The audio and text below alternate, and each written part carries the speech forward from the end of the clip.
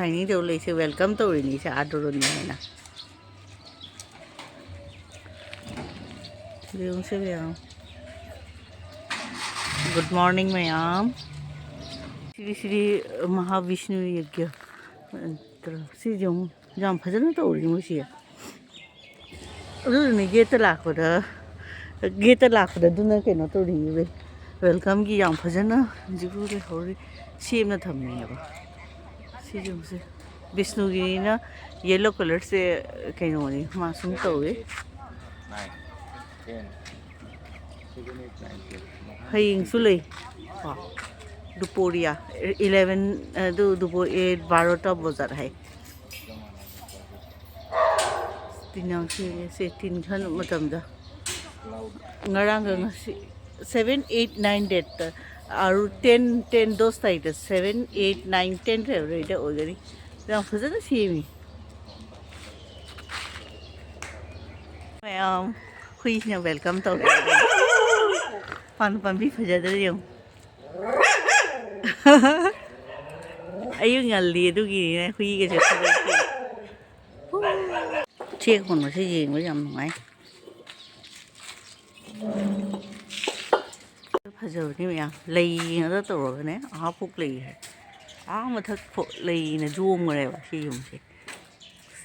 se a phajana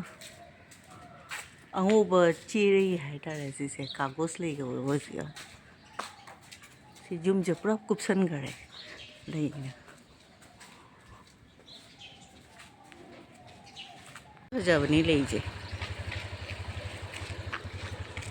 ayu ga ta lei chin ga ta ni mayam khoi si ne smai lambi macha se gali to ri mayam gali fondo so me te yung lei ne sagol hidak lei to ni sagol hidak ko khoi si ka si lei ya ma hadi te yang kat pani nungai park su ramini se ban tau tham gare ba si pukhri ni se mayam so jotia da pukhri le hai do si ni ya to pukhri man ni si se moi ra bha kangu gi ni moi na si man ni si se pukhri je yong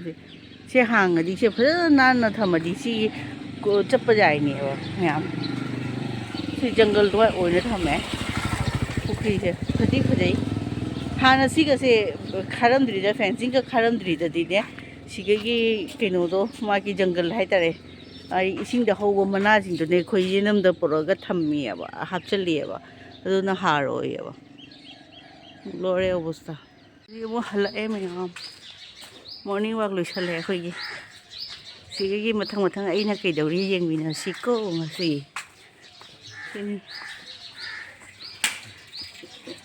na su ka no lấy chín thái gì cả lấy chín là ra này gì khôi xíu chuột mà chăm sẽ gali cầu gì gali này thầm mà ghê lúc mà tôi morning tea sẽ smile ni dal cha hay thế gì cái changang asi Dibrugarh gi cha mana ni fresh cha mana đó đi rồi khôi smile chini thắc na ai sẽ smile thấy changang china tum haure aduga sigum simple light biscuit se toast tiga asina ekdam simple cream cracker hai tare ekdam simple biscuit ni se hospital daga pidra ne patient ki jam phana bagi hai na kechum jaw dum ni simple sugar free ni se asi ye toast tikhra thumni do asina changang gi machu se yam phajabani me to ye na sum share to re ni chang ai di cup acho bot the ye ba kha kha ni thilak na ina video to bani si ga ma chu si yam phajen do share to ri ni khaja de yong changang gi ma chu se myam sing hapaga lon ba cha ni morning gi simple good morning walk halaga asmai the I myam isei su ta na the ni morning gi isei tuni be không khang để xây sẽ thao vào ra đó biscuit thế mày làm chi chi chả hậu này chả hậu chỉnh chứ yung si ako'y si gane kay gori asi breakfast to ni si pho ma jaw re cha ho asi si kino gori samis si gane bora saul hai hamra si bora saul cha ho si bora saul hai na gori ma'am si yung cha ho chi ni si light ki mangan da jam phajana kino udre akhoi cha ho chen che mi na khir su cha nei chum na chak dmai su chai aduga kino to ri mi aina sum ta da khara na de khichri aina di to ru dre jinam ka ha pa ga ne hana ghi ga to ga khichri ge type ta to ri ba khichri se mi ai sum hau ri cha bu di cha de kintu ai ek bar so sem dri dmai khichri dmai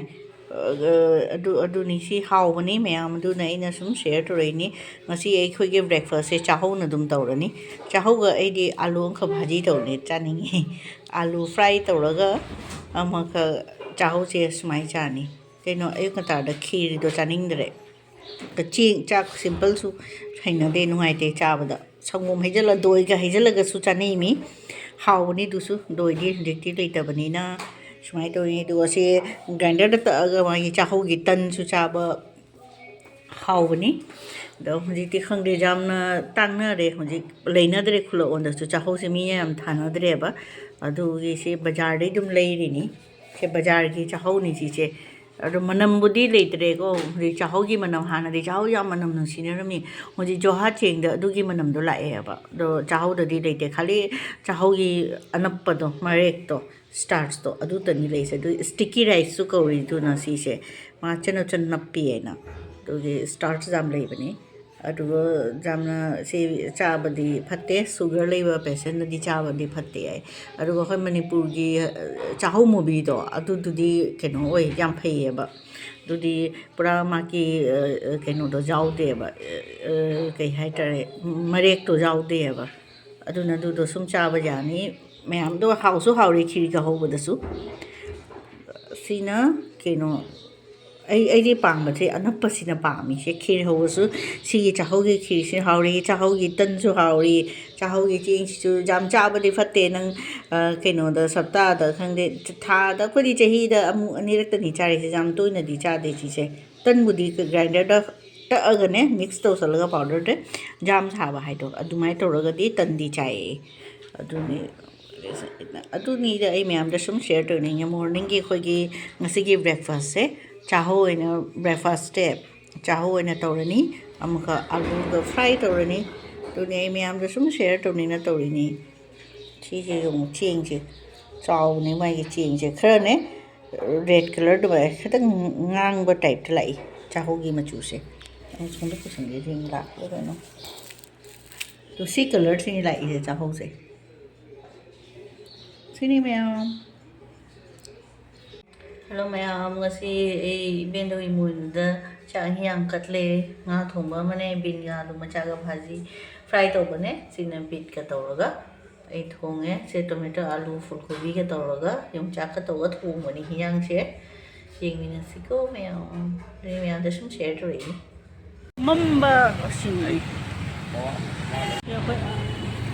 ngang gi cycle don hom ni mayam last gate ki sgi da ganesh mandir manak to lai ये संडा की views है यो मैं फजबनी सुन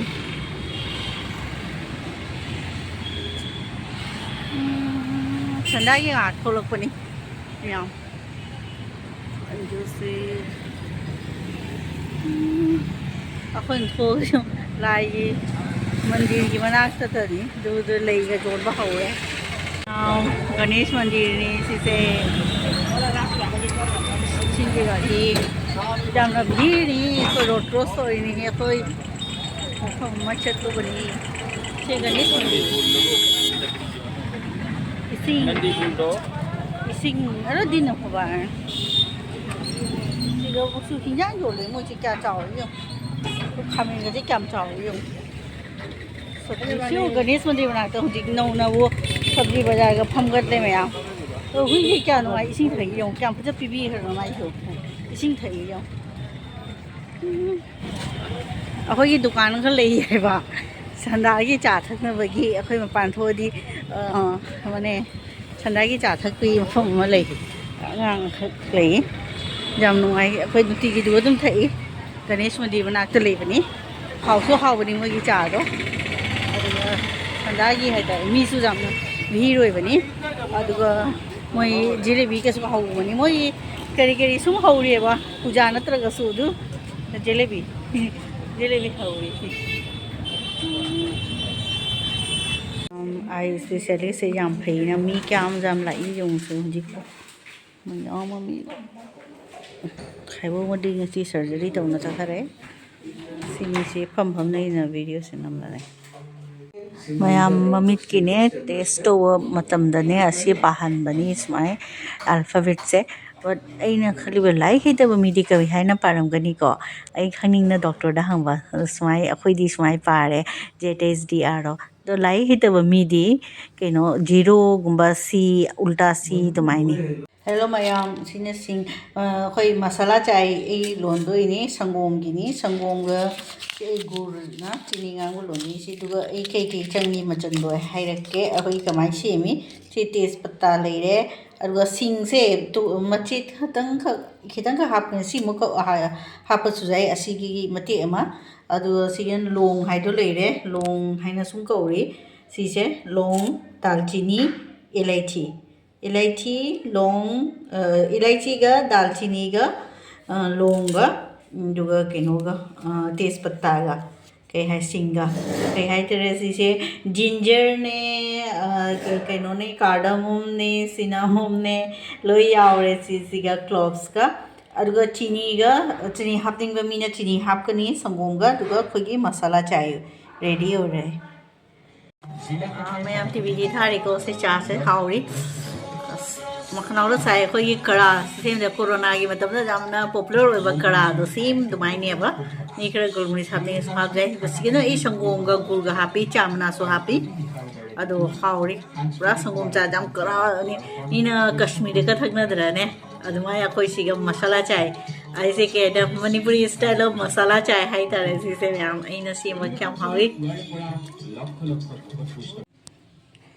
ma'am से मपुल लुपा तरानी फदिगोम से